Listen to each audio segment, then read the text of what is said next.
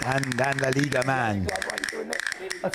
Good evening, Dan. You'll see there, Dan has his very own sting. Yes, that's right. It's Dan La Liga man. I've really made it now, haven't I? Dan La made Liga it. man. Really made it. Isn't that lovely, Nick? Isn't that lovely? beautiful. It's That's lovely. You get one of those. Yeah. well, We've got Nick here tonight, of course, and Dan La Liga man. Look at that, Nick. Dan La Liga man. Lovely. Is that lovely? Work of art. Yeah, lovely sting there One for day, Dan. one day I might make it to that. Nick, one day I truly believe in my heart of hearts that you two will have your own fan TV sting. But I think I could. Until that day comes, should that day come, Nick, let's just appreciate the beauty of Dan sting one more time. Dan La Liga man. Dan La Liga man. You'll have one, brother. Come on, touch me. You'll have one.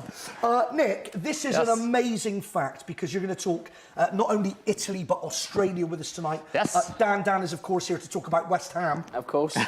Love it. I can't believe this, Nick.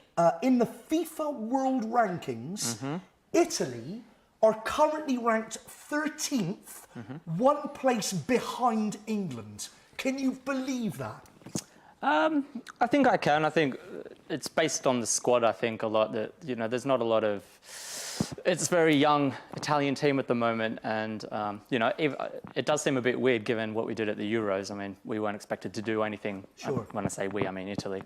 But the rankings, Italy haven't been really up there for a while. So I mean, it's a bizarre system, though, Nick. If you go back to the Euros. To put Italy one place behind England in 12th, Dan, that makes no sense. Not really, no. But like you say, it's the way that games are weighted and who you win against and such, and tournament victories are better off. And it's just, it's a nonsense, really. I don't know how much you can really read into it. Yeah. Of course. And also, Nick, you're doing really well in your World Cup qualifying group. You are joint top with Spain on 7 points. Undefeated in the group, though, but questionable performances. Yeah, I mean, it hasn't, obviously with Ventura coming on, the new coach, there's always going to be a bit of a transition there, particularly off the back of the Euros. But, I think it's been promising given that we have played Spain and Italy didn't play well at all, but they managed a draw, which was key. And that, it's a really tough group with Italy and Spain, obviously with only one direct spot. It is a very tough group. Breaking rumour today. Ian Holloway is close to a shock return to management with his former club, Queen's Park Rangers. He's emerged as the new frontrunner to succeed Hasselbank after QPR clearly went cold on Sherwood, who's now gone to Swindon as director of football. Nick, you're chomping at the bit. Ian Holloway back to QPR. He had success there last time. What do you think? Yeah, I mean, I guess he's got the experience there with the competition. So, I mean, there's a lot of positives, but I'm not sure if Dan La Liga man, Ollie back at QPR. They say never go back. Should he go back? Just stole my thunder there. I was about to say that exact same thing. That's all right, but I think you could also say his track record after leaving QPR hasn't been the best, has it? So that's true. I don't know. Great for Blackpool, of course. Yeah, great for Blackpool. But again, for every good job he's done a bad job as well. But he's got nothing to lose, has he? He's been out of the game for a while. Does he not have a touch of the Steve Bruce's about him? Uslie seems to have the ability to take a team up. Yeah, that's a fair shout. I mean, obviously, they'll probably be looking at that. Obviously, they want to get back out of the Championship into the Premier League, and someone who's done it before, so why not have another crack at it? And the great thing as well about Uslie is that he's so dynamic, so at least in the short term, he's the type of manager who can really come in with so much energy and passion, enthusiasm, all of those things that he's well known for now, and that can really have an impact at certainly early doors, Dan. Yeah, you could sort of galvanise the club at early doors, like you say, just give that sort of short-term boost, if nothing else, and sort of see where you can be in a couple of months and maybe even push for the playoffs. Absolutely. Let's go back to talking international. That's the first Broomer tonight. There will be others. I should just say, if you have a football-related Broomer, then tweet your hashtag Broomer to @FanTVUK, or you can email your Broomer to joinin@fantv.me. Italy, Nick, undefeated in the group, joint top with Spain, 7 points. What have you made of their most recent games? Well, I mean, Spain, the most recent one, as I said, it wasn't their best performance by any means. Spain outplayed Italy the whole game, really. It wasn't only to the last kind of 30 minutes where we kind of came back and made a game of it, scored the goal. So, you know, a draw was a very impressive result given the way we played. So there can only be improvement, I see. So, I mean, the fact that we drew with Spain and we have a lot of improvement, it looks quite promising, I think. Nick, we've got the Italy squad to look at as well. Let's get it up on the screen. What do you make of it? Yeah, it's pretty similar to what it has been. One, I guess, big addition is Claudio Marchisio, who's come back into the squad for the first time in about 6 months from when he did his cruciate ligament. So he's a massive inclusion for Italy and obviously for Juventus. Just hearing in my ear, he might be out, he might be injured again. Oh, great. So, well, scrub that. Scrub that. Scrub that. Buffon, of course, has been there a long time. Yep, a mainstay. Absolutely. Yeah, Lorenzo Insigne is in there, back in there after the Euros. And then you've got actually Lapadula's come in as well as a late addition for Gabbiadini, who's injured. He's only scored 1 goal in Serie A in his Serie A career for Milan, but he's been brought in into the team, so that could be an interesting one there. We'll go back to talking Italy very shortly, and of course the Socceroos. Oh, yeah. You're wearing quite a dynamic zip-up tracky top there in honour of the Socceroos, Nick. So we'll talk Australian football as well. But Dan, let's go over to La Liga. What were the standout games for you from last weekend's fixtures? Okay, last week the big game was Barcelona against Sevilla in Sevilla, and Barcelona ran out 2-1 winners. Messi got his 500th goal for the club, so it's not a bad accolade to have, I guess. Just sort of, just more and more records.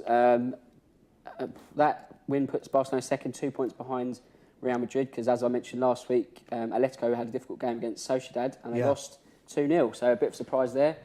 And Real Madrid, they comfortably run out winners against Leganes, promoted side, 3-0. So we've now sort of got to the point where it's Real Madrid and Barcelona sort of just getting a little bit of distance between the chasing pack. Sure. It's like it's shaping up to be a 2-horse race now. You think it is shaping up to be that way already? I think so. Atletico have just lost a little bit in this last couple of weeks, and I think it's just sort of edging away now that Real Madrid and Barcelona will be the sort of front runners. I think the key, though, will be the Madrid derby. If Atletico lose that next week after the international break, then I think that's sort of game over for them. Yeah, that's the big one coming up, of course, as you say. Do you think Real Madrid could lose that game? Well, there's every chance. Atletico have had quite a good run of form against them. If you took away the Champions League finals over the last 2 years, obviously Atletico count the losing sides. But when you look domestically, Atletico have actually managed to get the better of them in most occasions. So there's no reason why Atletico can't win. It's a derby. There's no sort of reason why in a 2-horse race that the underdog could win it. This could be the opportunity, of course, for Barca, as I like to call them, to take the top spot. Of course, yeah. If results go their way, obviously, if Real Madrid fail to win, if Atletico sort of do a job for them, Barcelona could win their game after the break and then go top. Speaking of Real, can you tell us about Ronaldo's insane contract? Yeah, we talked about Gareth Bale's insane contract last week. Yeah. Ronaldo obviously wants to be the figurehead at all times, so it's, you know, he's in the limelight now. So where Bale's getting £360,000 a week. A week. Ronaldo's getting £380,000 a week. So that's insane. Nice work if you can get it, isn't it? Absolutely. So that's clearly Ronaldo still wanting to be top dog at Real. Absolutely. He's very aware, as we all are now, that Bale has had a new contract for £360,000 per week. Ronaldo was already under contract until when, Dan? I think it was 2018. Okay, so he's gone in with, 18 months, 2 years left on his contract. That's right. And he said, I've seen what Bale's getting, I want more. Of course, yeah. There's no way he's not going to be the most paid player at that club. So just the fact that Bale's got a contract has just sent his wages further higher. It's insanity, isn't it? It is insanity, but I guess they play for, you know, the quality that he is. He's worth every penny, I guess, in that sense, because of the goals he scores. But I think you have to ask, is any footballer worth £380,000 a week? Well, what's your answer to that question? Well, it's market rate, isn't it? So I suppose it is. I think if someone's prepared to pay it, then why not? Nick, is any footballer worth £360,000, £380,000 per week? I don't know, like Dan said, it is the market at the moment, but I think the market's completely inflated. Like, you look at the Pogba transfer as an example. Like, I rate Pogba as one of the best in the world, but I think that... Yeah. Do you really? Well, you know, watching him, not on current form, but watching him play at Juventus, you know, I don't think he's been able to provide what he has done with Juventus. Dan, Pogba, one of the best players in the world, seriously? Yeah, I think to a certain degree. I mean, obviously, like Nick says, you couldn't take it on his United form. But if you took it from the form that got him that United move, then you'd have to say yes. I mean, perhaps he didn't quite live up to expectations in the European Championships in the summer. But even Juventus, though? Juventus, 1 in 4. That's what our guy Gianluca says.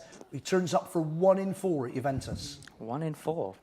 I think he's obviously he's not in that top calibre, like that top bracket of player, like a Ronaldo or a Messi. Yeah. Like maybe in the sort of tier below, like in the Griezmann kind of level. I think he's obviously good. Again, is he worth 89 million? That's the sort of the real question. But there's no doubting his talent.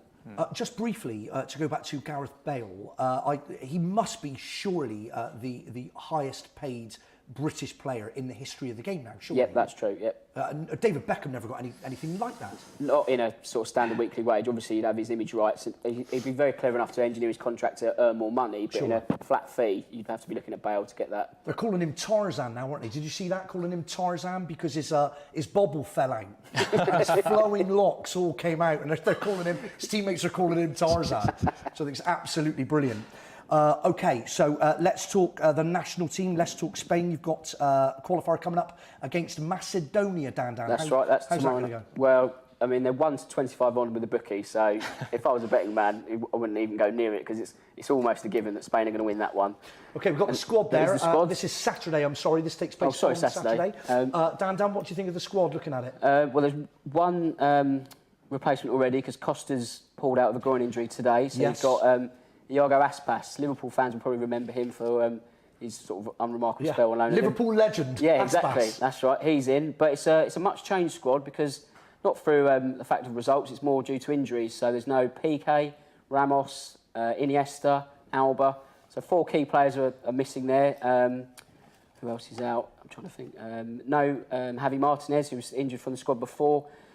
So from a Premier League sort of point of view, you've got Azpilicueta's back in the squads. Yeah. There's another recall for Mata. Their sort of form's been promising, and you've also got the likes of Nolito as well for Manchester City. But it's a squad you would expect with the sort of personnel they've got available.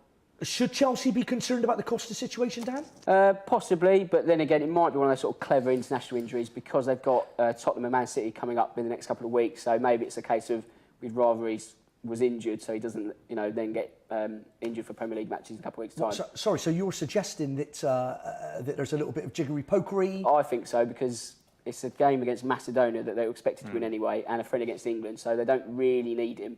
I think there might be a bit of gamesmanship between Chelsea and the... So you think Conte at Chelsea has said to Costa, I need you to be injured? Not in as many words, but I think there's I think there is actually, because like I say, that's big. I think that the man for Chelsea, obviously, and again it comes to club v country, but Chelsea obviously going to want to protect their star striker. He's in such good form that the risk of him picking up an injury against Macedonia, because he has got injury history. Sure. There's more chance of him possibly getting nobbled against one of those games than he misses the big clashes.